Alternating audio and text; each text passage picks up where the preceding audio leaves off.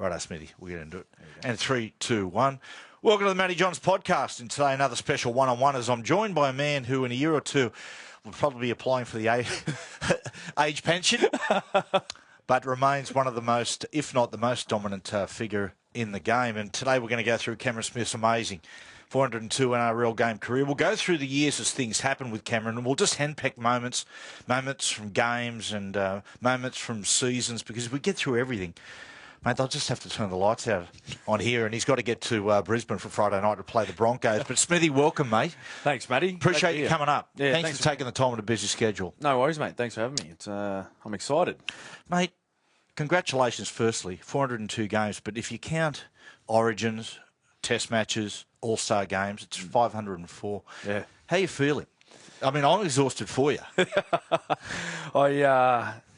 I get asked this question all the time, Matty. But I feel really good, and I don't know why. I can't really pinpoint any particular reason why I feel the way I do now. Looking back on my career, looking back maybe 5 or 6 years ago, I probably felt more fatigued or more tired and beaten up than what I do now, for whatever reason. I do know that I've changed a few things with my preparation and my training, the things I do away from football now. I think it's a lot more balanced, whereas early to sort of midway through my career, rugby league and footy was everything. Yeah, right. I just threw everything into footy. But now that now that I've got a family, I've got 3 children, things I'm doing away from footy with those guys, my own interests away from football as well, just allow me to have time to myself and not think about rugby league all the time. And maybe that was why, 5 or 6 years ago, maybe a bit longer, I was probably feeling a lot more tired because I was spending so much time thinking about the game, about how I can be better, how the team can be better, and what more else I can be doing to, improve my performances or the team. But do you still have those moments, Smithy, like where old players, retired players, we often talk about this when we know it's time where, you're on the bus, on maybe to Cogra or to Brookvale Oval, and you're looking out the bus and you say, I'd rather be doing that. Do you have moments like that? Yeah, I do. And they're sort of, they pop up a few times a year.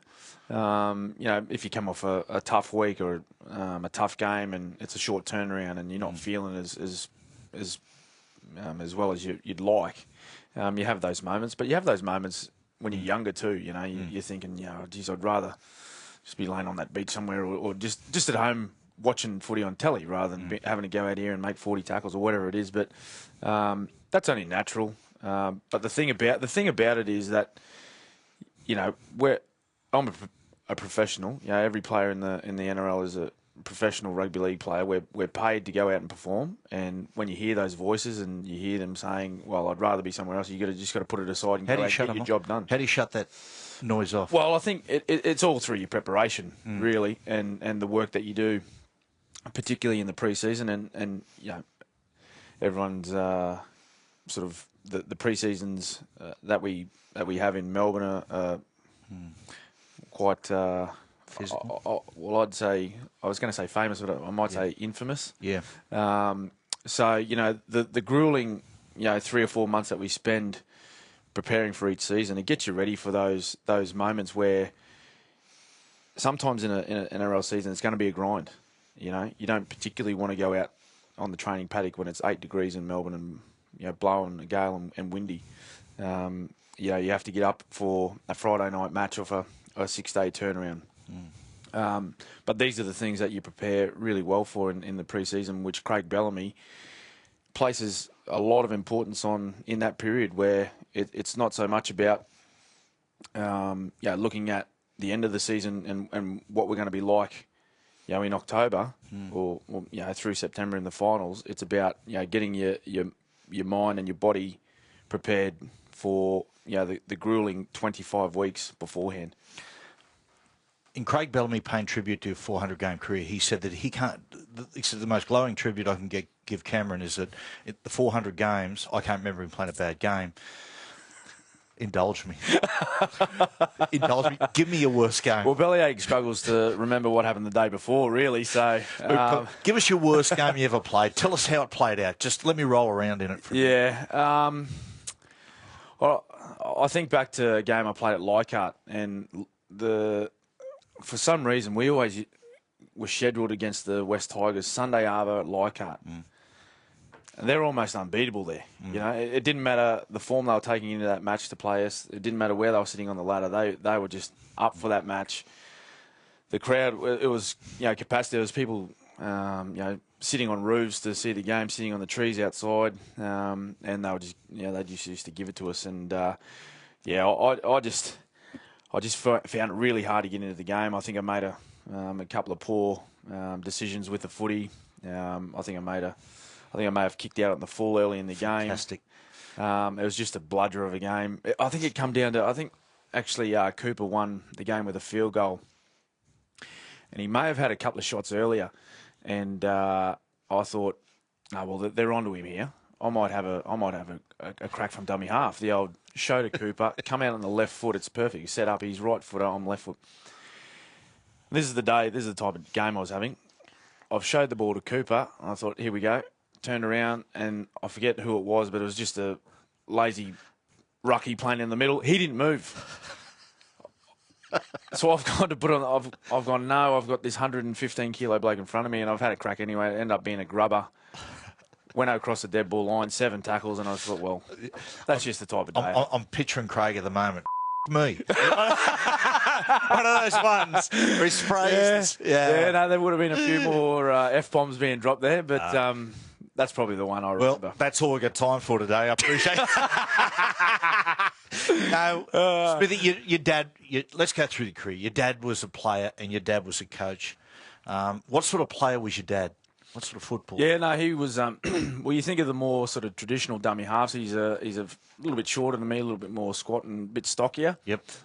So he was more of like the running style dummy half that you see from like an Isaac Luke. You're right. Type of player. And obviously back in the day where you actually had to hook in the scrums, he had quite a good ability to win scrums against the head, which was quite important back in the day. Tough skill. Which I don't have to contend with now. Yeah. So he, unfortunately, I didn't. He played through the 70s. I was born in '83, and he'd retired before I was born, because back in the day, the football players were obviously working and playing on the weekend. Training a couple of times a week, and if you got injured in footy, well, there goes you don't get paid your job. There That's goes right. your main source of income. And Yep. so I had a older sister. I've got an older sister. She's 18 months older than me. So it was a huge risk to continue playing. Unfortunately, I didn't see him play, and I haven't seen any vision of him. But I do see a few of his former teammates around here and there, and they talk about how he was a quality footballer. He obviously knew the game. He was very educated about the game, and I've heard you say before you get your understanding of the game from your dad. Yeah. That's obviously from you, trailing him around, watching games with him. What sort of coach was he? He must have been a smart coach. Yeah, he was, and I think with junior footy, I think you can be a coach that tries to just copybook everything that you see on TV, you see in the NRL, but he wasn't about that. He was about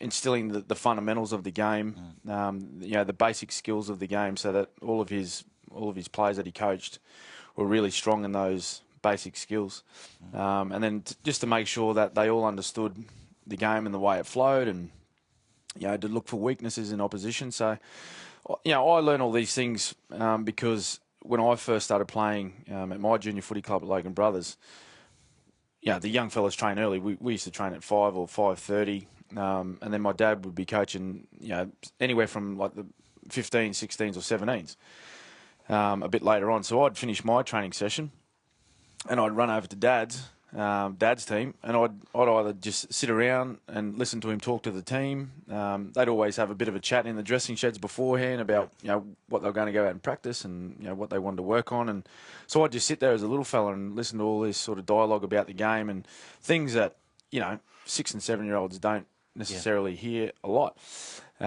So I'd be hearing, all these different things, and it's really what I think fast-tracked my understanding of the game and the way I looked at it.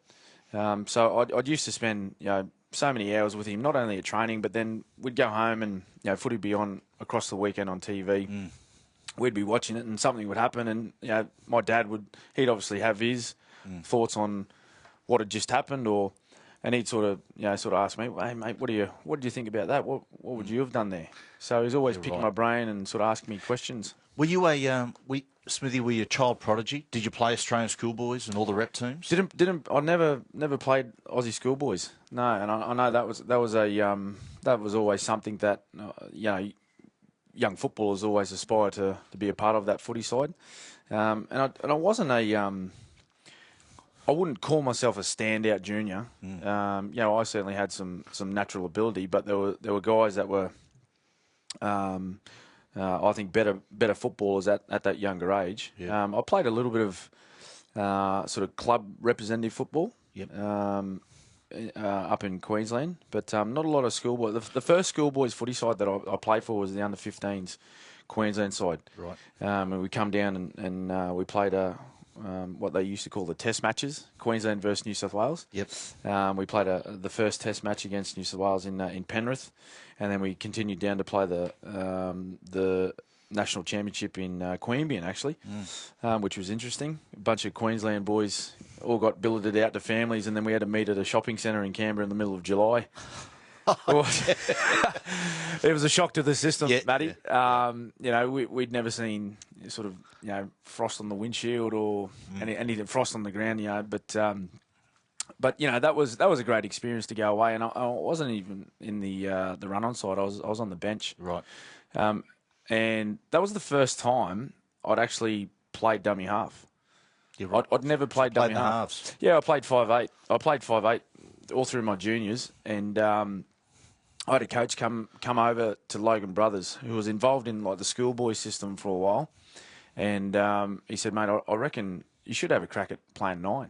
It's interesting because I've seen a lot of times halves who go into hooker really get liberated by it. They go, "Geez, this is so much easier. Just look after what I do." Yeah. Is that how you found it? Yeah, it was good because, you got the opportunity to touch the ball first. Yeah. And, you always had to, you were given the opportunity to make a decision on where the team was heading. Whereas if you're playing at, 7 or 6, it's really up to the 9 whether you get the ball or not. You may see something and call for the ball, but you don't necessarily... And just the very nature sometimes, Smithy, watching you play, the very nature of having to catch the ball, in the halves, as opposed to you just scooping and going. Yeah. In slippery conditions, that's a... Yeah, it's difficult. It's another challenge, but I found it... quite different because I hadn't played that position before. Yeah. And playing in junior footy, there's a fair bit of space to move around in that position than what there is, playing first grade. But I really enjoyed it. It was something, different, something I hadn't thought about doing before. But yeah, thankfully I had the opportunity to pull on a Queensland jersey in that under-15s side. The Broncos. When you're coming through Brisbane as a young guy, the Broncos, they are the superstars. Massive. I remember getting off the plane, in the early 90s when you're playing the Broncos. You jump off the plane and the baggage handlers would give it to you. You jump on the bus, the busso would give it to you. The concierge of the hotel, everyone, they were just everything. Yeah. How haven't you played 400 games for the Brisbane Broncos, Smithy? I'm not too sure. There obviously wasn't a lot of interest in me being there as a young fella, and that was something that I don't know if it was hurtful, but it was disappointing as a young fella who absolutely loved the Broncos, followed their team ever since I can remember, and I'd go to nearly every home game that they played as a young guy. And, I idolised, a lot of their players through the years that played there, all the great players. But, we were speaking earlier about, not being sort of, one of the more talented juniors there. And I played with guys up there that were handed, Broncos scholarships. And, I think maybe we've heard JT speak about the same similar story. where these guys were getting tracksuit pants and all the Broncos gear and getting invited to sort of training days and all that. And I wasn't a part of that, which was it hurt a little bit, and probably give me a little bit more drive to try and I'm sure to try and make it in the NRL. But it got to a point where I was selected in the Brisbane under-17s representative side, and we went up and played a state carnival in Rockhampton. And as they do, all the scouts go to these games, and a bloke by the name of Anthony Griffin was there. Old Hook. Yep. And he was working for the Storm at the time, and he was the one that sort of spotted me at that carnival. And when I returned back to Brisbane, he contacted my parents and said, we'd love to sit down and have a chat with you. So the Storm were really the first ones that showed interest. Yeah, right. Significant interest. It's interesting about Brisbane. We often look at people like the Broncos, and they're blessed, but I suppose in some ways they can be cursed by this massive junior base. And it's hard. They got the job of trying to identify the kids who are going to be the stars. But as you know, at 15, 16, 17 years of age, things just change. It's really hard. Yeah, it's really hard, mate, because we all develop at different times and all this sort of stuff, and maybe clearly my best football was ahead of me from my years of 15 and 16 and 17. But I must say, the guys that were involved in that Broncos system at the time, like they were quality kids. You're talking about. He actually works for us at the moment, Dane Campbell. He's working for us up on the Sunshine Coast. I think of Daniel Jones. All these guys were involved with the Redcliffe Dolphins. Very strong footy side. Yep. Played in every grand final through, the juniors that I can remember from 13s all through the 17s. And a young fellow who was supposed to be the next Alfie Langer, Mick Daly.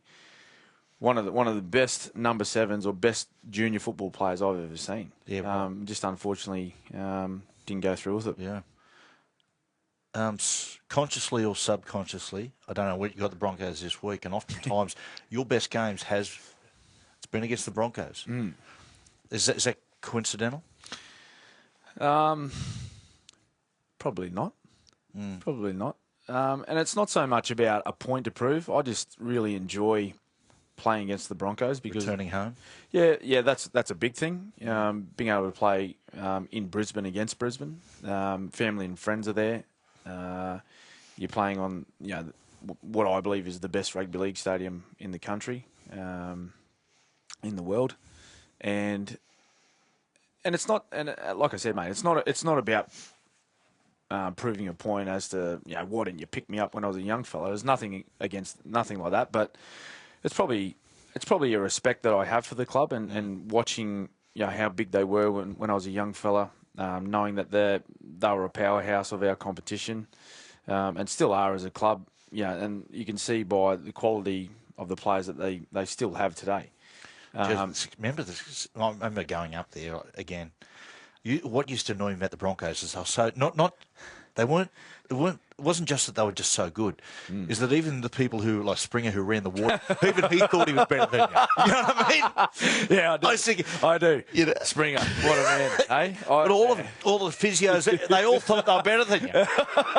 Unbelievable. I get what you mean. I do get what you mean. Yeah, they had that healthy arrogance. They did. The club. Yeah. And on the back of success, mate. You know what I mean? Right. And they just had an air of confidence about them, and fortunately for us, we've been able to sort of have a healthy sort of ledger against them in recent times when Craig's taken over as coach. As I said, let's handpick some moments from your career because a lot to get through. Let's talk about your Storm career. And you go up the Queensland Cup, and then you get elevated in 2002 into the first grade side. You get a chance, and it's and a lot of people look at your career and you say, right up from the moment you went into first grade, you've had nothing but success. Yeah. But some of those early years are a grind. I mean, 2002, you come into a side that was coached by Mark Murray and Anthony Griffin's the assistant there. Yep. Tough year. Yep. The side finishes 10th. What do you remember from that side? Yeah, well, going back on my first game, Matty, so it was out of the blue. I was playing in the under 19 side. Terry Madison, who was coach of the Queensland Cup, he'd just given me an opportunity to play Queensland Cup, so I played a few games there. Playing at hooker, and what had happened in Melbourne was Matt Orford was the halfback. Now, he was out with, I think, like a groin or hip injury at the time. We had a young guy by the name of Marty Turner, Kiwi kid, playing in our system, who was halfback for the Queensland Cup side at the time. He went down to replace Matt Orford. Yeah. Unfortunately, he was involved in a serious car accident. And this was midweek, leading into the game against the Bulldogs in Melbourne. And so I got a phone call, I think it was 4 days before the game, and said, mate, we need you in Melbourne. You're going to play first grade this week. So it wasn't like, hey, mate, look, you're on the radar, you're pretty close. It wasn't that at all, because I was seen as an up-and-coming hooker for the Storm. At that stage, they had Richard Swain playing there, who was a Kiwi international. He played something like 150-odd games consecutively for the Storm, so it wasn't like I was going to unseat him anytime soon. And then they still had Denny Williams as a backup. So this phone call come out of the blue, and I'm thinking, and Jesus, like I've prepared myself for this. I'm happy to travel over to Bishop Park and play for North. You know, I'm happy with my progression at the moment. Yep. And so anyway, I jumped on a plane and flew to Melbourne, and it was like a whirlwind few days. And I'm coming up against the Bulldogs of 2002. Now, let's remind people here that they were the dominant side all year, but because of salary cap. Yeah, it was in almost the last few rounds. It was, yeah. That decision was made. So they were a very good side. And, sure were. You know, you're talking about Willie Mason, Steve Price, Mark O'Mealy, Shifty Sherman was there, Braith was there, Sonny the Bill. General, Sonny Bill, yeah. You know, so they were by far the best team in the competition. What did you think when you were out there? We all we all dip our toe into the water, and is it too hot or this feels good? Were you thinking to yourself during the game, this is not as tough as I thought it would be, or was it every bit as tough as you thought it would be? I probably thought it wasn't as hard as I thought it was going to be, because I think I prepared myself for something that... For the worst. I think that was probably the best way to do it. I think my old man might have said to me, mate, just keep your head down. Strap yourself in. Put the helmet on, keep the head down. You know, so, and then I thought, well, after the game, I thought, well, that wasn't too bad, even though they give us a spanking. Yeah. I thought, you know, that wasn't too bad. And I was given pretty simple instructions that day by Mark Murray, just to, mate, if you see an opportunity to run or kick, do that. But other than that, if Scotty Hill wants the ball, give it to him. Right. You know, so I had pretty simple instructions, and I went out and did that and made my tackles, so I was pretty happy. And I got an opportunity the following week. We played against St George. We won that game, but I had to come off early. I got a knock right in the shin. So I ended up getting replaced early, but we won that match, and I stayed on in Melbourne for the rest of that year. And you know, it was very different. It was the first time I'd ever moved away from home. I was living with Peter Robinson, one of the great Storm people, and you know, it was different. You know, living away from home and, you know, having to look after yourself and do all your own things. And it was a difficult year, Matty, because, you know, there was a lot of things going on in the footy side, and you know, we weren't travelling so well. Off the back of really early success, where, you know, 98 they finished third, 99 they won the Premiership. Chris Anderson did an unbelievable job, all those guys. Yeah, and that was going through a period where Opes left, Chris Anderson had left, only sort of 12 months prior, and Muppet had come down as a sort of caretaker coach, and unfortunately things didn't go well that year. We missed the finals, and that's when, you know, sort of Craig Bellamy was given the job. Well, what about that? So Craig Bellamy, first of all, I mean, talk about a twist of fate. He applies and he sits down for an interview for the Canberra Raiders job and misses by that much. I mean, what about that? And he lands at Melbourne, the Melbourne Storm. What was your first dealings with Craig? The first time I ever spoke to Craig was I was sitting at my parents' house, and the phone rang. This is in the off season of 02, and Cameron there? Yeah, no, it was just hello. I was like, hello. He's like, yeah, mate, it's Craig Bellamy. I was like, oh, g'day, Craig. How are you? Because I'd heard a little bit about him. And he's like, yeah, mate, hey, listen, I'm just ringing you up about the preseason coming up. This is our starting date or whatever. You should have received some training programs to get yourself ready. I was like, oh, yeah, got them. And he said, mate, I'm just telling you, like, it's going to be a tough preseason. Now, I haven't seen you play. I've spoken to a couple of people, and they've given you a rap. So, mate, if you rip in, I'll give you first chance in the trials. So it shows the I don't know whether it's lack of confidence or how little he knew of me or seen me play. He actually signed Nathan Friend. Yep. From the Broncos, where he was at, and brought him down to Melbourne in that preseason as well, I guess, just for a bit of cover, because what had happened, Richard Swain was off contract and ended up going to the Broncos for a 12-month sort of layover before he went over to Hull. So that was my first dealings with Craig before we got to Melbourne. How quick how significant was the change? How tough was that first preseason? Yeah, well, I don't know if the pre-seasons have been in their own ways different to that first one, but I don't know if I've done a harder one because you could tell from the very first day Bellamy wanted to make his mark on that club. Yep. And I remember him talking to the group and giving us his observations from where he was at the Broncos or where he was at Canberra previously. And he said that, outsiders look at the Storm and think, quality players, they got a bit of flair about them, but when you put it on them, when things get a little bit hard, they go missing. So what I'm going to do here is I'm going to build mental toughness. I want 25 mentally tough players. And if you can't handle it, then I'll find someone else to come in that can. You're being lovely. Handle it, and I'm thinking, what?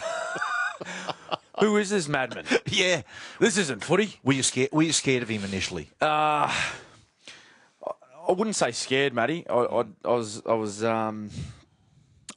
aware of that he had a good blow up in him and whatnot, but I was never intimidated by him. Right. And from the early days, and you talk to some of the guys that were down there in the early days, they backed me up, and I tried to break him down a little bit because he had such this hard exterior to everyone. But I knew he was a nice bloke. Like he's a well, you're a big fella. You're a great foil for him. I'll tell you a story. When he took over the New South Wales State of Origin side, I went down to just wish them luck before his first series. And Joey came out, and I said, "What?" And they were all terrified of him. They were all to a man terrified of him.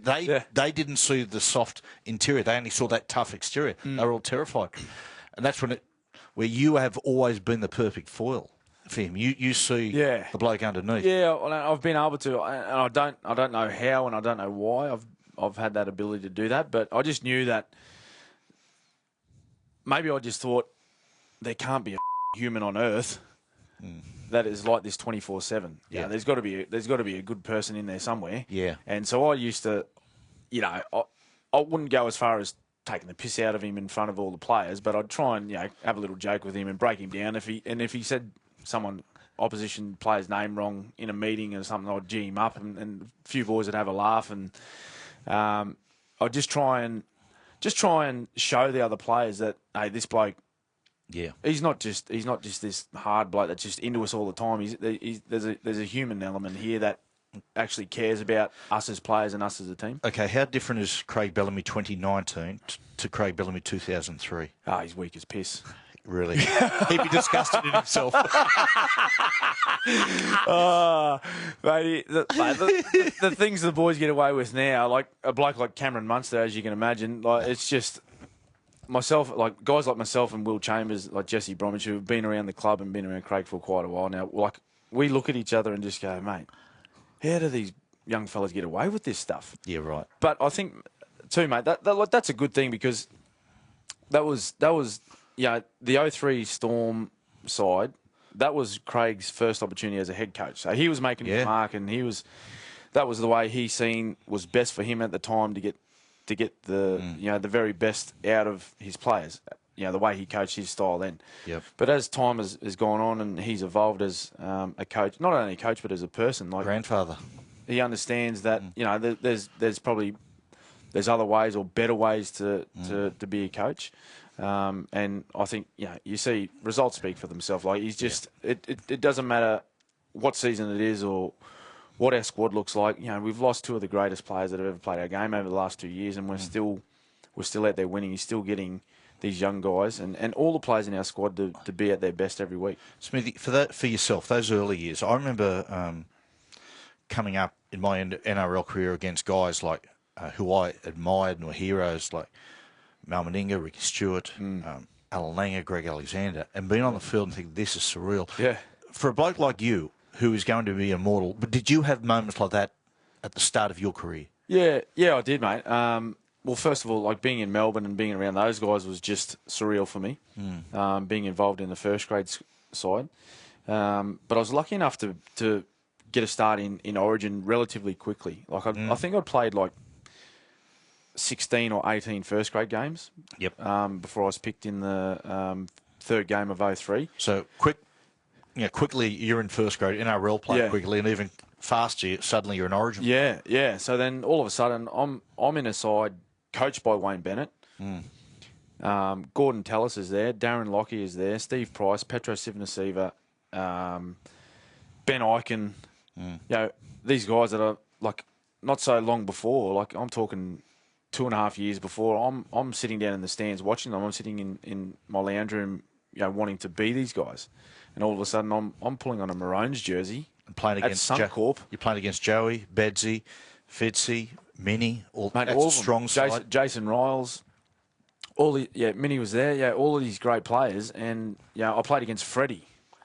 Played against Freddie Fittler. You know what I mean? Like these like he was playing first grade, end of the 80s, 90s. Yeah. I was in primary school. You know what I mean? So like I've collected stickers in the League Week magazines that used to fill in. Like it was just as you said, mate. It's surreal when you come up and you almost the old saying goes, like at the end of a match, do I shake the hand or ask for an autograph? It was just it was a great moment because I was such a big footy head as a kid. Getting to share a field with these legends of the game was just enormous. When first time I played against Brandy at Penrith Park, and he'll attest to this, I shook his hand after the game and I said, would you mind if I come across to your tunnel and get an autograph? And he said, are you with me?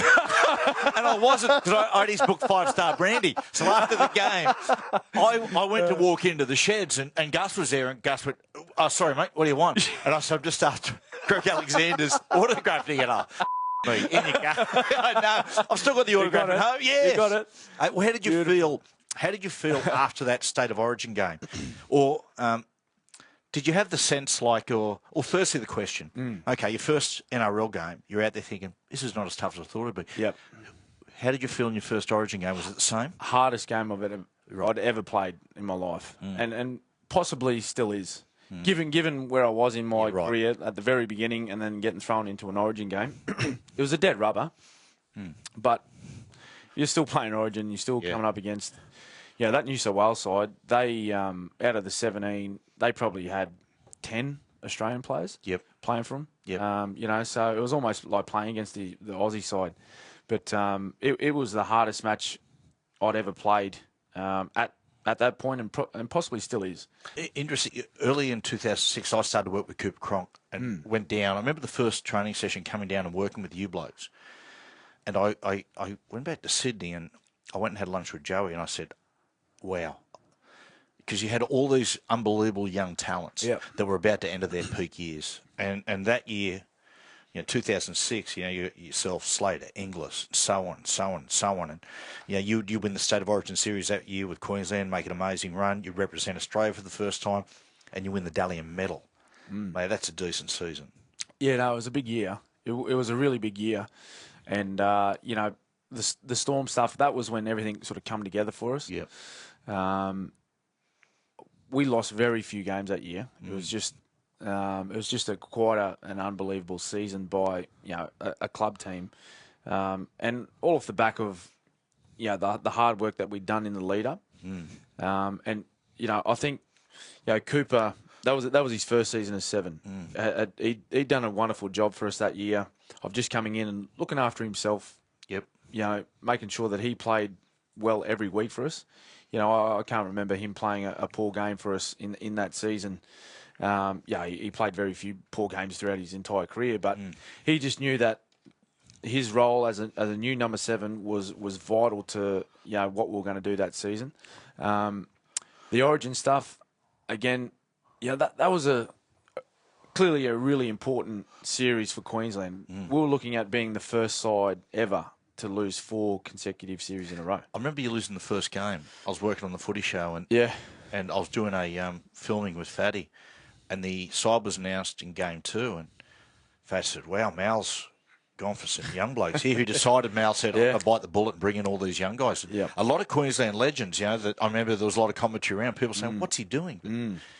Yeah, and I think that was probably Mal probably seen that, well, either as an opportunity to bring young blokes in, or thinking, well, if we lose this one, at least we're going to get 2 games out of these young blokes ready for next year. But we sat down and spoke about who we were as a team and like, what does it mean to you to wear this maroon jersey? Like, why is it so important to you? And so we put some things in around our sort of beliefs around the team and what it represented. How did we want Queenslanders to see us, and what did we want them to say about our team when we went out on those Wednesday nights and played? What did we want them to say about us on Thursday morning, on Friday, on Saturday? Those days leading after it. How did you feel about New South Wales? Was there a siege mentality built within the group? Did you hate the New South Wales jersey? Was that a part of that winning run? You know what? It was never really spoken about, Matty, about hating the opposition. Yeah. I think there was just, it was there. It was there within every one of the players that come into that team. And we probably, I think more than anything, we focused on who we wanted to be and taking away what I think Mal was trying to do was take away any doubt that we had in our mind about going out and playing well and beating New South Wales, because maybe that's what was there in 04 and 05 was that, like, we're coming up against a good footy side here. Yep. Again, they dominated the Australian side. So guys like myself and Jonathan Thurston, Nate Miles, all these kids, again, like, it's an intimidating, as you know, mate, it's an intimidating environment to walk out into an Origin arena, coming up against these guys that have been there for a long time, and they're the best in the competition, the best in the world. So I think what Mal wanted to do was instill this belief in our side that, well, righto, we got some young blokes here, we got relatively inexperienced guys at this level, but you've all got your own talents that can go out, and if we all play well together, we can beat this side. And that's all he tried to do. And thankfully, we got Hodjo's wild pass in Melbourne. That's right. That set us on our run. Yeah. Through that great winning run, I was going to talk about this later, but we're on the subject of State of Origin now, is that great winning run that Queensland had, you guys didn't just win because you had more talent or you're a better football team. Watching New South Wales, having a peer over into the other bunker, what didn't we get? I don't know. It's hard to say what was different between the two sides, because I'm in the Queensland camp and not the Blue camp. But I just think that our side through that run we were just present for the entire 80 minutes. We were there competing on every play, every moment. Whereas I think maybe New South Wales weren't. Maybe they didn't see every moment in every part of the game as important as what we did. I think, and we did speak about that, about little moments will matter in the end. Origin was never about the big plays or the flash plays or this what a great individual play is going to win the game. It was about winning the small moments and the small competitions throughout the game. That'll get the result in the end. So you look at when you look at the matches that we won or the series or whatever, there was never a time where we used to go out and blow New South Wales off the park. There was a few blowouts over that period, but and you look at the team that we had, with Slater, Cronk, Inglis, Thurston, Lockyer, you're probably thinking, these blokes will rack up a score. But it was the little moments, 5 minutes to go, 2 minutes to go, where these guys would pull out their play and they'd win Queensland the game. Let's talk about it. And again, I was going to bring this up a little bit later, but let's bring a little period in State of Origin history during your winning run that must have been awkward for you blokes. Was when Craig took the New South Wales job in 2008, and he found it very difficult to coach against you blokes. But how was it for you fellas, given that like New South Wales won the first game, but you guys won the series? And again, after that, working for Channel 9, after one of those games when that series lost for Craig, you absolutely belted them 30-0. When really, you were so dominant, it was like 50-0. And I remember going into the sheds after the game, and the New South Wales players were crestfallen, but Craig, he looked demoralised. How hard was it for you to go back to training, Boyd, and seeing your coach, who was quite broken? Mate, it was easy. Yeah, I must admit. How do you handle it though? Yeah, it was. I actually really look forward to the game. I don't know. Maybe it was because I wanted to go out there and just show Craig, what we're about and what it's like to coach against me. Yeah, sort of thing. And I don't know whether the other boys had that same feeling. I'm sure. Yeah. I'm sure they would have in a small way. But yeah, I just wanted to go out there and really just beat him. Like he's my club coach. He's had so much to do with my career and got me to where I am today. And just want to go out and beat him. But no, we had a little bit of fun with Bellyache when we got back into Melbourne after each of the games, and I'd stir him up a little bit about the result and what had happened. But deep down though, like. Yeah, I felt for the guy. I know how much, the game and his coaching means to him. He sacrifices a whole heap for his football sides and the players that play for him. So I know how much it meant to him. To not beat Queensland. There was a part of me that really felt for him and what he was going through, but. When it come down to it, mate, it was Queensland versus New South Wales. So I thought, stuff him. Oh wait, you're looking to go back to back, and it's an eventful year because, as I said, Craig takes the New South Wales job. But apart from that, what people often forget about this it appeared as though it was just going to be a fait accompli that Craig was going to go to the Broncos and replace Wayne in 2009. How did that feel amongst the group? Did you think he was gone? Yeah, there was a small part of me that thought he was going to go back because that's where he'd spent a fair bit of time there. We knew how much he enjoyed his time at the Broncos and being he liked spending time in Queensland. There was always that feeling that one day he would go back. Yeah, there was, and I guess what we'd built over the previous 5 or 6 seasons was working for us, and the last thing we wanted was to lose Craig because he was the man at the forefront of all of that. If he'd have went to the Broncos, do you think that a year or two later that you could have possibly gone there? Yeah, possibly. Yeah, possibly because of his the enticement of him being the coach and going back there. I'm from Brisbane. All of my family are back there. My wife's family's back there as well. We had our first child in 2008 as well. So we were new parents. So that really would have been a possibility, but have you had significant offers from other clubs ever that has really interested you? Yeah, well, I've had 2. One was before the 2003 season, and I don't think many people know about this. The situation out at the Storm was Richard Swain was off contract. Yep, I was off contract, and I'd spent most of that season with Swaney, terrific bloke, wonderful fella. Got along with him really well, and he taught me a lot of things in his the short amount of time that we spent together. So I remember saying to him, mate, you're a club legend. I'm not going to put pressure on you by signing or doing anything like that. I'm not. You do what you have to do, and then I'll make my decision. But in that time, there was some interest from the Raiders. I can hear the Green Machine, the Green Army just crying. Bloody Richard Swain. There was some interest at the Raiders. So I actually flew up to Canberra and did a bit of a trip up there and had a look around the facilities and all that sort of stuff. And had a look. So what would have happened is if Richard would have signed at Melbourne, there was a huge chance I would have ended up at the Raiders. Wow. And then what was to happen in the coming weeks was, they took a punt on myself as a young fella and said, well, I think the future is going to be with Cameron and Richie end up moving on. The other one, Matty, was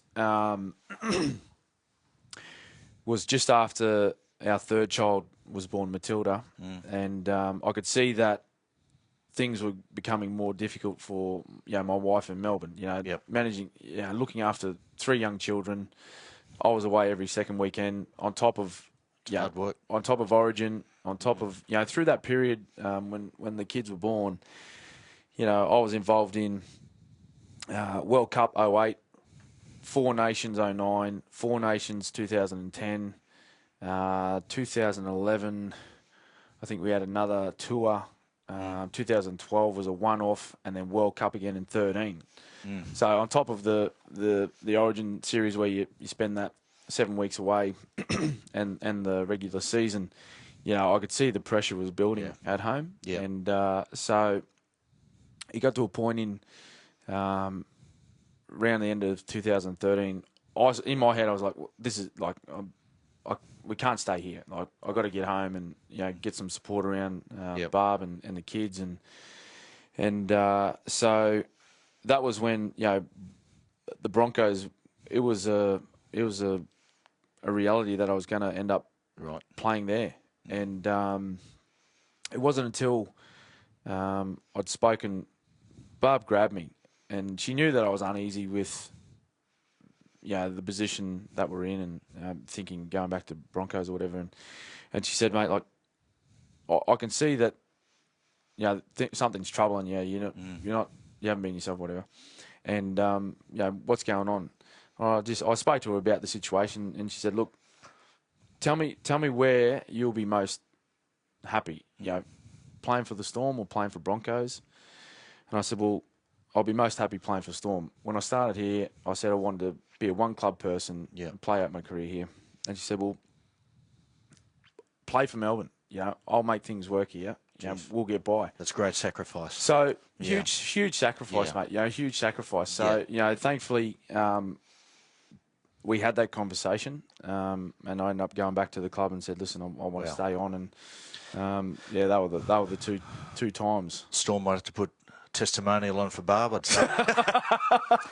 Smithy, 2008, that final series is an epic one. Yes, you won that game against the Broncos at Suncorp in the final second, one of the great finals games. But you get done for a chicken wing tackle on Sammy, and you're grapple, a grapple, a grapple tackle, grapple. Chicken wing's a dirty word. What do you say when you go to KFC? Devil wings? Yeah. A grapple. But you missed the grand final, right? Tell me, how does it feel sitting in the stands at ANZ Stadium seeing your side beat 40-0 by Manly? Yeah, it was an ordinary feeling. And I was sitting next to Ryan Hoffman, actually, because he did he injured his ankle in that same game against the Broncos. He was ruled out for the rest of the season.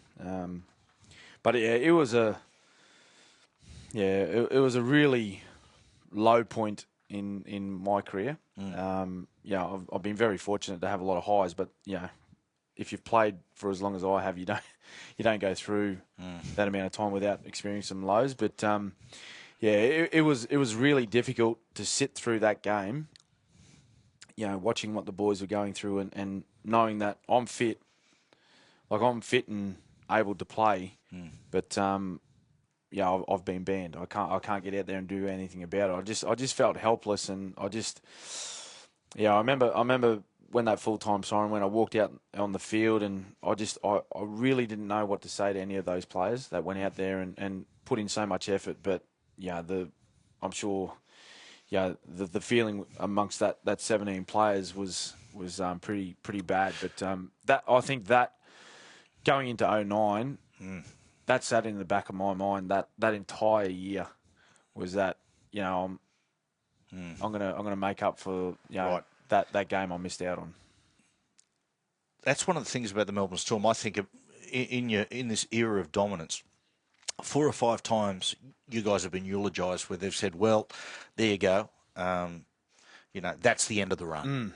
And that was one of those occasions. 40-0. Next year, going into 09, I remember starting the season, I thought, maybe they're a top 4 side still again, but to be 40-0, the damage that must do to the playing group. Yep.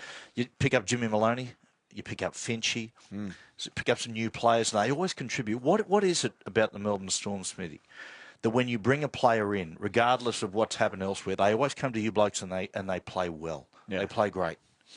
I think the and this is not. I hope I'm not showing any disrespect to any other coaches out here, but the amount of coaching and I talk about like the basics, the fundamentals of the game that you receive when you come to the Melbourne Storm is ridiculous.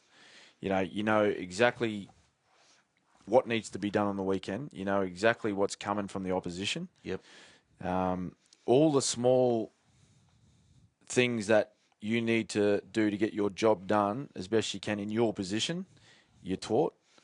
You're given information about how to do it, and not so much just throwing out, "Hey mate, listen, we're going to chuck these plays on, just get them done for me." Finchy talks about that. He said, "Mate, I was over." He said, that I got out of Parramatta, I arrived there, and he said, "They told me what to do."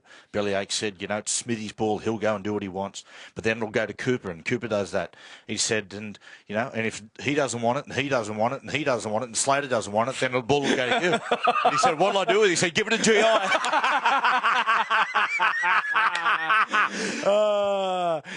He was fifth man down the order, and he just had to pass it to GI. If Craig wants to sign a problematic player from another club, does he come and talk to you, Craig? Yeah, he does. Yeah.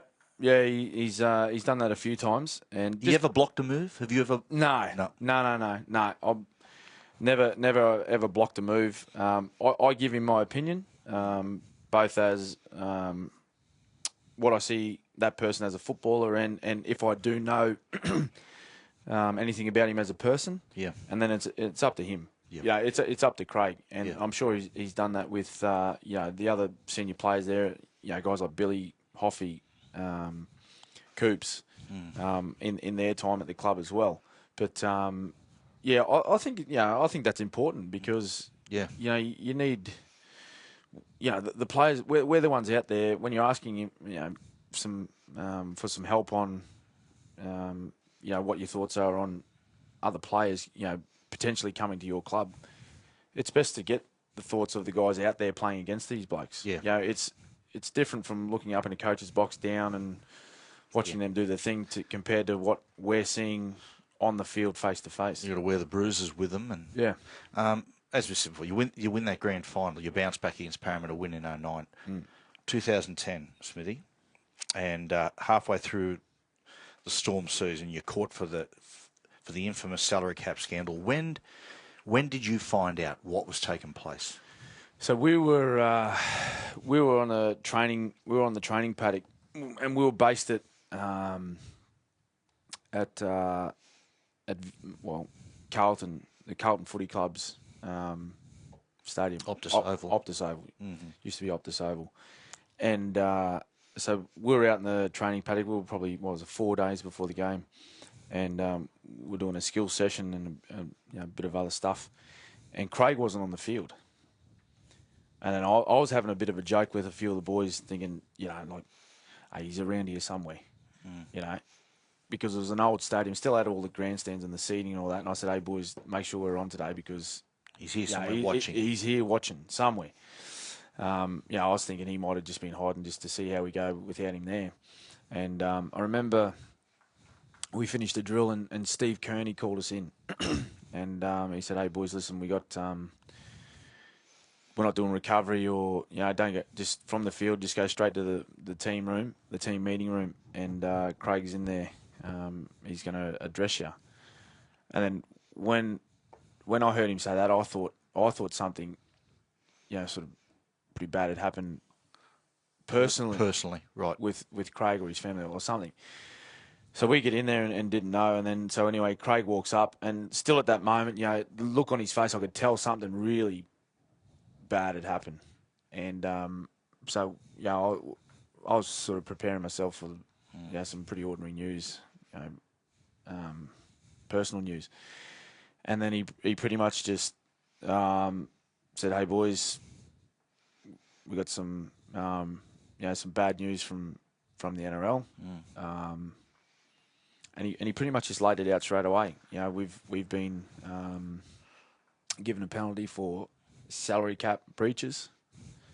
Didn't go into any sort of too much information about what had gone on, but he just said that we've lost the premierships of 07 and 09. We've lost our minor premierships that we won through that period. What's going through your mind at that point? I don't know. I was actually quite emotional when he told me that, because straight away you think of the amount of work that we put into winning the grand final in 07 and 09, and even the minor premierships. That was that's really hard to do, to win a minor premiership over 26 weeks. Are they still your titles? Do the boys? Yeah, look, mate. Look, you got different opinions, and they're stripped away. Amongst the players, how do you? Well, amongst the players, we still they're ours. We were there on the 1st of November in 2006 or in 2005. Running up hills. Doing 3 hill sessions a week. We were there, Saturday mornings at 6:45 in the morning, running laps around Optus Oval. We're doing all these, we're doing these contact sessions, we're doing these wrestling sessions, we're lifting weights and doing all this training. So it's hard to then say to someone, mate, well, that's gone. We were there in ANZ Stadium in 2007. We were there in ANZ Stadium in 2009. It's hard to say, mate, well, that's gone now. We still have the memories. Still got the memories. We've all got the rings. And people, I get it. People will say, mate, how can you think like that? But that's just the way it is. Well, that was a point when everyone said, well, the dynasty's definitely over now, because a lot of sides, it's funny, are now copying what you guys did. They'd made Billy, Craig and the club made a decision, let's build around the big 3.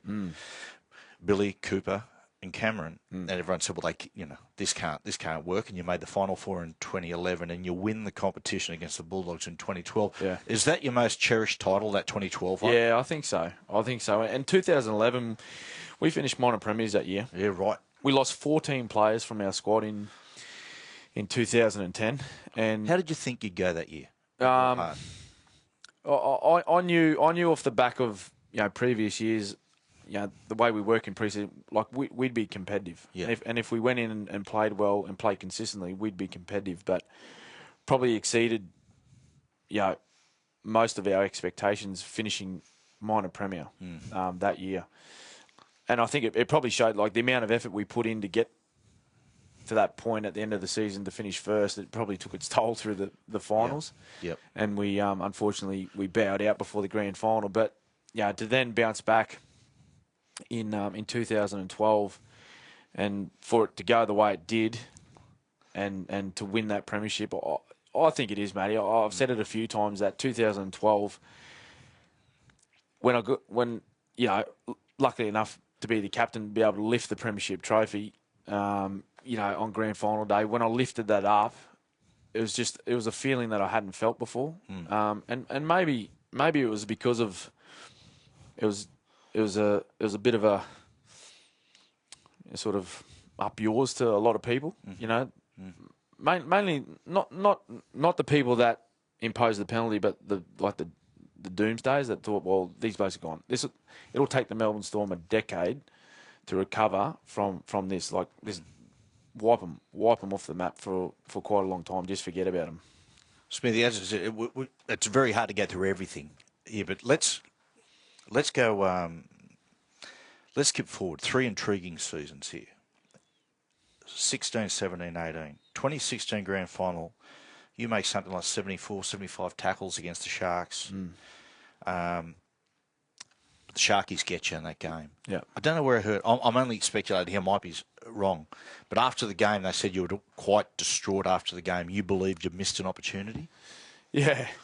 Yeah, it was in probably the last play of the game where the ball come out to the left-hand side and I got the ball in my hands and I remember the Sharkies boys, like they were scrambling out to their right to try and stop that try. Like there was 30 seconds to go, 20 seconds to go. Yep. And I remember trying to fire this pass to, I think it was Ben Hampton on my left, and it went sort of low around his shins. And I remember like, the ball ended up coming back out to our right, and we still had another opportunity. Yeah. In the right corner, but we ended up getting caught with the ball, and that was the full-time siren went. But I just remember as that full-time siren went, I was thinking to myself, if I'd hit him on the chest, would that have made a difference? Would that have allowed him just to continue his momentum? And could we have got over in that left-hand corner? So, yeah. Like every game I've played, ever since I was a young fellow, I've always had a really high standard of expectation on my performances. Yep. And any little thing like that where I think it contributes to us not playing well or maybe a result in particular. Yep. I get real dirty on myself. And I know there's another 100 moments in that game that may have changed the result. But I just think at that moment there where we were coming hard and we'll coming for the victory. Well, if I'd hit him on the chest, would it have changed it? Well, that's interesting because all your best seasons and your greatest achievements have the prelude to that. Well, what's come before that is disappointment. You've been dirtying yourself or something. So if we go into 2017. You lead Queensland to a State of Origin series win. You lead Australia to a World Cup win. You win the grand final with the Melbourne Storm. You win the Dally M medal and you're awarded the Golden Boot as the world's best player. That's not a bad season. I've had a couple of days. I know how it feels like. That 2017 side, things changed for the Melbourne Storm. Like, you've changed tact. All of a sudden, you still had the discipline, but you started to play a bit of sideline-to-sideline football. Yeah. You win the grand final. You dominate that season right throughout. You win 34-6.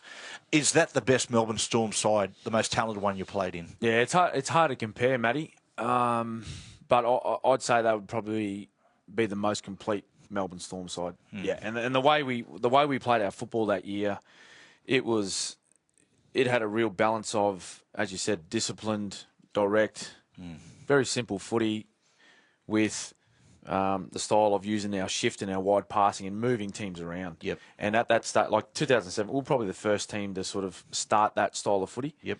Whereas now you see teams, they've adapted. Yes, they have. They've adapted that similar style of moving, particularly the big men around, and then at some stage you just create space for yourself somewhere. But yeah, I'd say that'd be the most complete footy side that we've had, and it was a really like we're tight knit down in Melbourne. We have to be, like, everyone's from out of town, and you get down there together. But that group, that's as tight a group as we've had in my entire career there. Not long after the grand final, Cooper signs with the Roosters. Did that surprise you, Smithy? Matty, it didn't. It didn't because Coop's actually come to me that year. He come around to my house and said he told me the news of that he wasn't going to be playing the following year at the Storm, and that he was moving to Sydney. And I got that. You know, like, my family are up in. You know, I've got my wife and children in Melbourne with me, but all of my family and my wife's family are up in Brisbane too. So I get the whole thing of, you know, wanting to be around your family, and his wife was in Sydney at the time.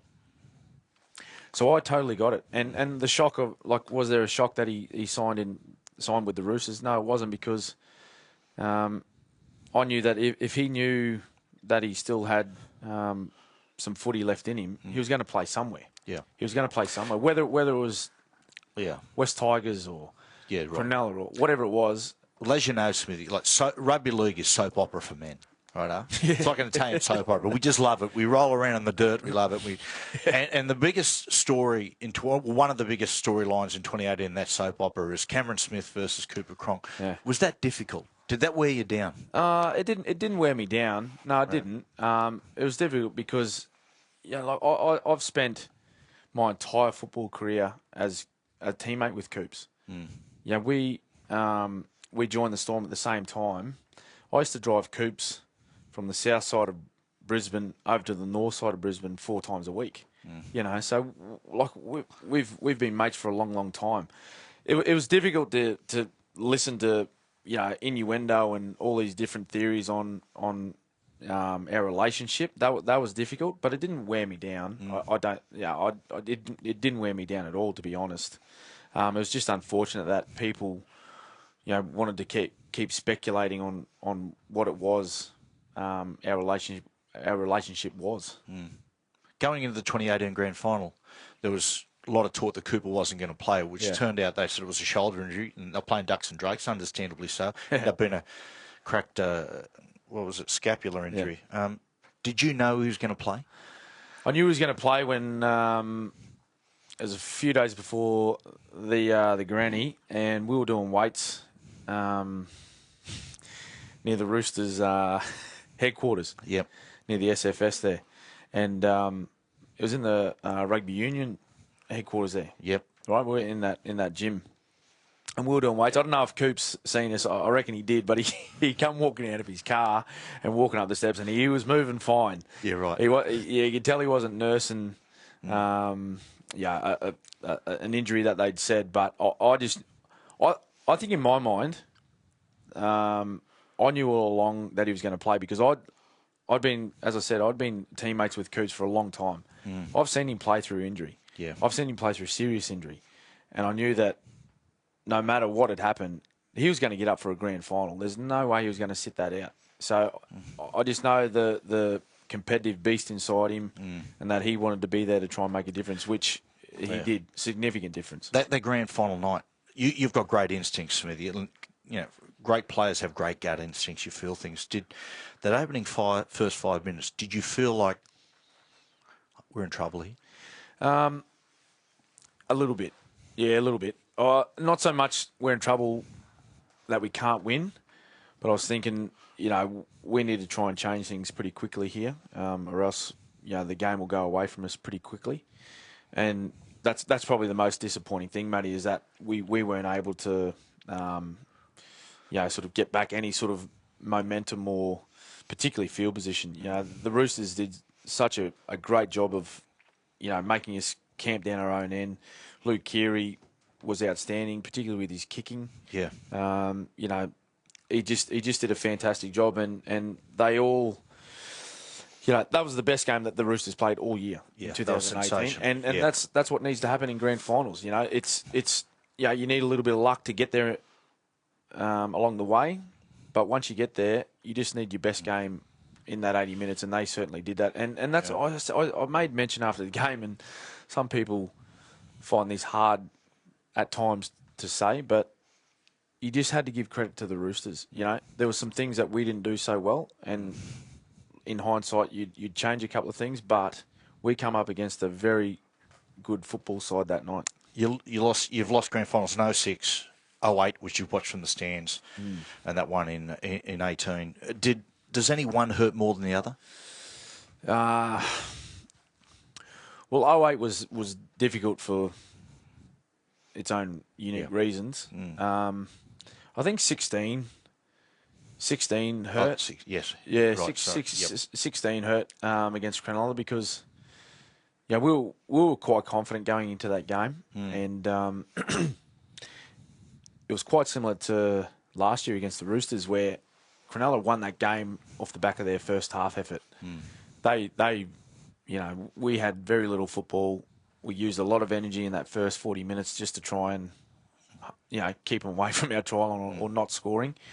And, in the end, it took its toll, and we fell short, by inches. But I think that one hurt a lot.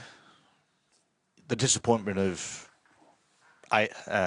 2018, and Melbourne Storm, here you are again. 4 points clear, top of the table, and you actually run into September, which is exciting. Smithy, going forward in your career, and good luck for the rest of this season, but going forward, I mean, are we a chance? Will you definitely play in 2020?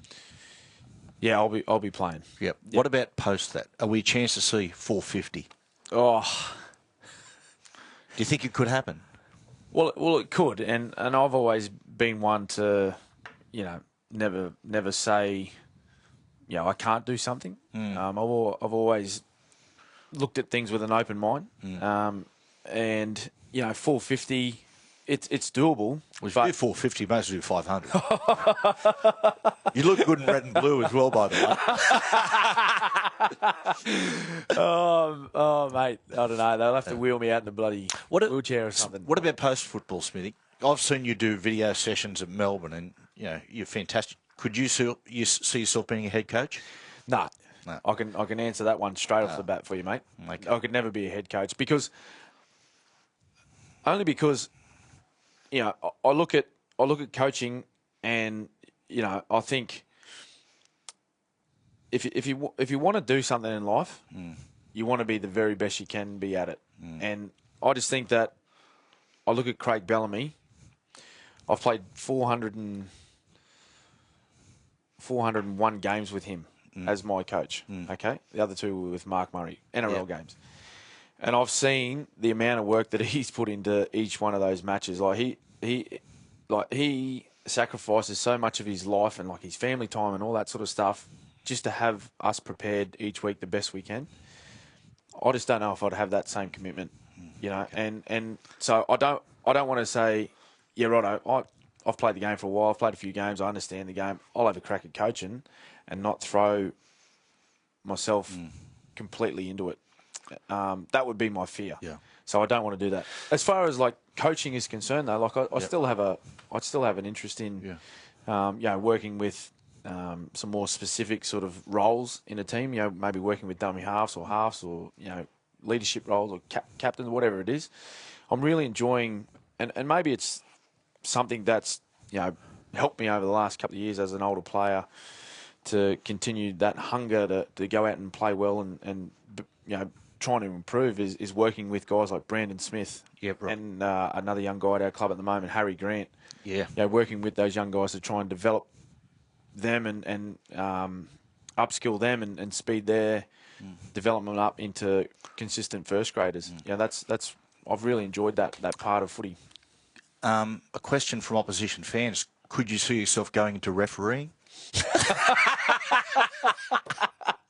I mean, a lot of people think you'd be bloody good at already, it. Aren't I? Well, yeah.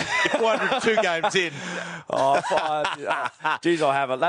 That's one thing I really do have a laugh at, Matty. I really do. I find it funny that that fans and coaches and some parts of the media truly believe that I can influence referees.